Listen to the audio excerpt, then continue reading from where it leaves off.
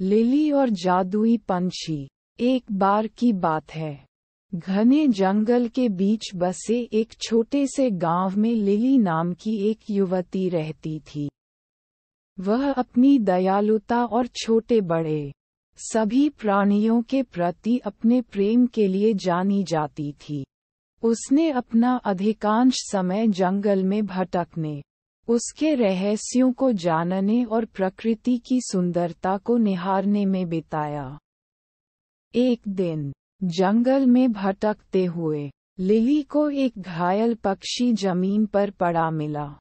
उसने सावधानी से उसे उठाया और वापस अपनी कुटिया में ले गई। उसने चिड़िया के घावों की मरहम पट्टी की और उसकी देखभाल कर उसे फिर से स्वस्थ कर दिया। दिन हफ्तों में बदल गए और पक्षी लिली की देखरेख में मजबूत होता गया। वह अपने दैनिक दिनचर्या के बारे में जानने के दौरान उसके कंधे पर बैठ जाती थी और वे एक दूसरे से बात करने में घंटों बिताते थे।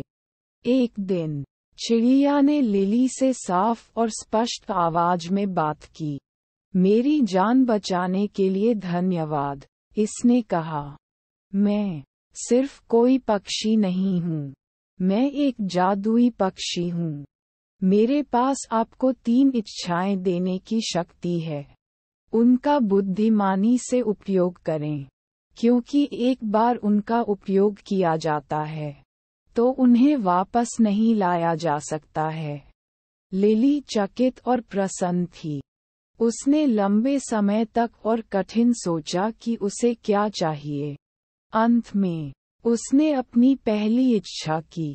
मैं अपने गांव के लिए भरपूर फसल की कामना करती हूँ, ताकि कोई भी भूखा न रहे। अगले ही दिन गांव के चारों ओर के खेत भरपूर फसल से लहलहा उठे।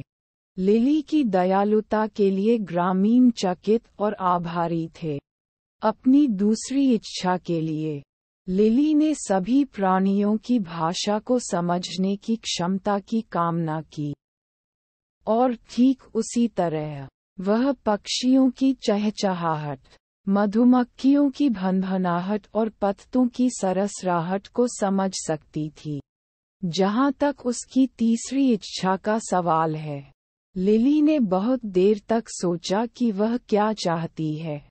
अंत में उसने अपनी इच्छा व्यक्त की।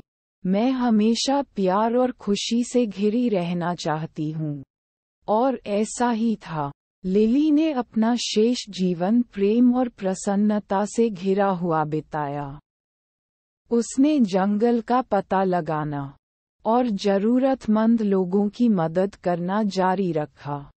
और यद्यपि उसने कभी कोई दूसरी इच्छा नहीं की, वह जानती थी कि जादुई चिड़िया हमेशा उस पर नजर रख रही थी, उसकी इच्छाओं को पूरा करने के लिए तैयार थी, अगर उसे उनकी आवश्यकता थी। Please like and subscribe emotional Hindi Indian stories for more related stories.